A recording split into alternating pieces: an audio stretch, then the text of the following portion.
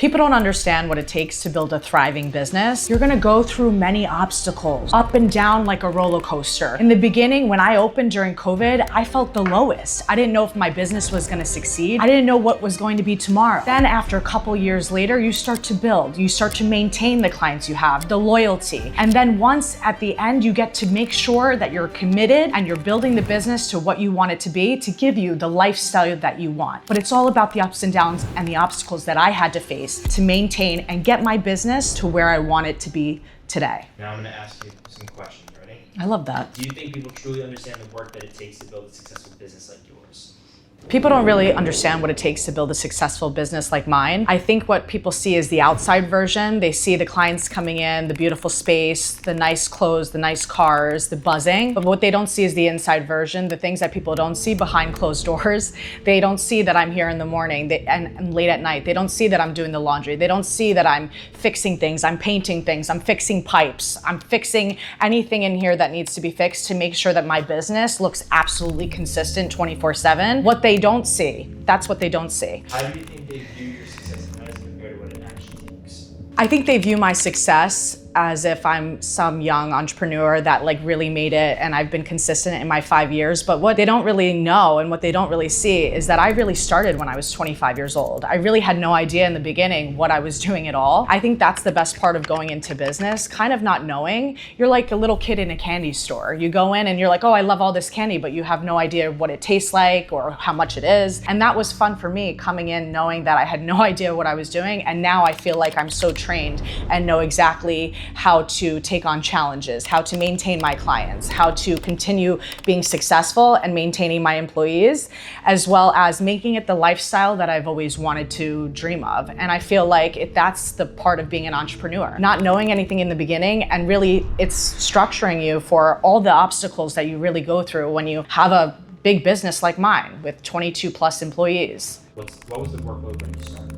First is the workload. So the workload that starts with when you first open your business is very different than the workload when you're actually seasoned and into the business 5+ years. When I first started my business, I was inside the business. And what does that mean? I was managing the client booking. I was making sure all my employees were fully booked, fully committed, understood each client, and they were on time. My payroll, I was very much so hands-on. But what I didn't know was the best management, the best boss is kind of stepping back and allowing your team to work and organize for you inside the business. I want to be able to oversee. And that's what being in business when you're in the beginning and later on teaches you, that it's very important to step back and oversee and make sure that all the management that you have taught your team really helps you in the long run when you step back and realize that your team is a great team. As long as you have taught them in the beginning what you're looking for, what your expectations for, and the standards it takes to give your business 5 stars, then you should be able to, if you created that strong, powerful team, you should be able to let go and let management manage. Second is the fear. You're gonna have fear and doubt about opening a business. That's normal. You're gonna have some big moments of feeling doubtful. You're gonna have small moments. It's gonna be up and down emotion. It's gonna be a roller coaster. This is normal. Don't ever second guess yourself when you're feeling down. That's your moment of feeling powerful. And I'll tell you why. I have been there. I felt fear when I first opened my business. It was in 2020, moments before COVID, had no idea that I was opening a business during COVID. I was fearful, had no idea what I was gonna do to maintain my business. I didn't even know if I was gonna stay open. I had employees waiting to get paid. I had construction waiting to get paid. I had all this overhead. No job at the time, we were unemployed, and I was fearful for my life, for my family, not knowing if I was gonna be employed and not knowing how to maintain paying people when I had no job at all. And this was a moment of fear. This is when you should be your most powerful self. And I'll tell you why. You need to know yourself. You need to know how will you do when things are upside down. That's my first advice for you. Know yourself. How are you going to get through something so bad? Because life is like that. Nothing is going to be consistently amazing, okay? There's gonna be ups and downs, and you have to be prepared for that. You have to have a business plan. You need to know, what am I gonna do if something goes south? Do I have enough money to make it through a couple months? Which you should. You should have enough money on the side to save for a rainy day, because it always is rainy and thundering sometimes, and you never know what's gonna happen. And you cannot depend on anybody for money or to help you get through. It's definitely number one, being financially stable. And I'm not saying a couple months stable, I'm saying a year. Okay, I prepared my whole life for this. And I think at a young age, it's very important to know that you want to open a business. You want to be an entrepreneur. And what do you need to do to know what it takes? I was 16 years old, already working, saving, because I already knew this is what I wanted to do. And you need to know yourself, know that you're gonna be able to make it through a rainy day. Know yourself and know that this is not permanent. It's not gonna stay negative. It's not gonna stay in this moment of doubt. So financially stable, knowing yourself, being confident enough to know that you can handle a bad situation and always remaining positive. I know in a very dark time, you can't always be the most positive self, but you need to know that this is not a permanent situation and I'm gonna take care of it. Because when you have business, there's gonna be a time where you have a full book and somebody can't make it in. And how are you gonna deal with that? You always have to have a runner-up. What does that mean? You need to count on people not calling up. You need to count on people not showing. You need to count on electricity not turning on. You need to count on your washer and dryer not working in the middle of a busy Saturday. You need to know these things ahead of time so you're prepared. What would I do if?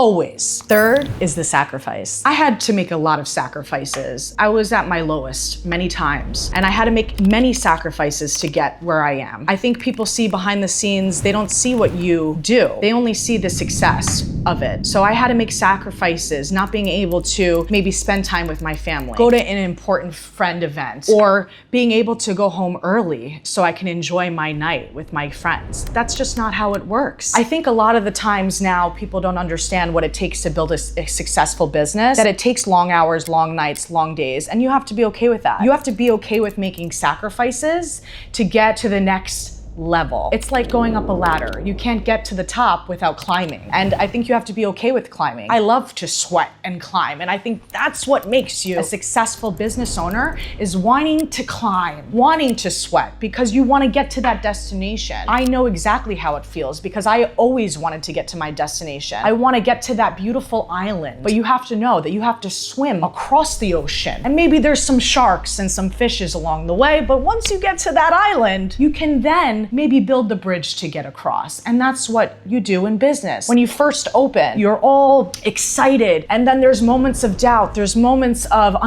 you're unsure about what's gonna happen next. It's maintaining and building a team to give you consistency so that you can enjoy that island one day and still maintain it from a distance. Number 4 is the mindset shift. So in the beginning of my business, I was in survival mode. I wanted to make sure that my business stayed open. I wanted to make sure that we were able to pay our employees and be successful. Now my mind has shifted. 5 years later, now I'm trying to build consistency. Now I have the consistent team and knowing when to step back. My team, I'm able to step back and let them manage. That's the mindset shift. You don't have to be micromanaging your employees 24/7, and you shouldn't be after 3 years, 4 years. On the 5th year, like I am now, I'm able to step back and let my team manage. In the beginning, you're in survival mode. You're thinking about this, you're thinking about that. You want to make sure everything is perfect. But once you feel like your business is running itself, and you will know, you will get to that point where you see your employees doing exactly what you would do yourself. That is the most important step that you need to know, to pull back and let them work and manage your business and oversee it. And of course, if you see things that you're not happy with, then of course you step in. Or if you know that you need to give them your expertise, you then can step in. But it's really learning to let go, let them manage.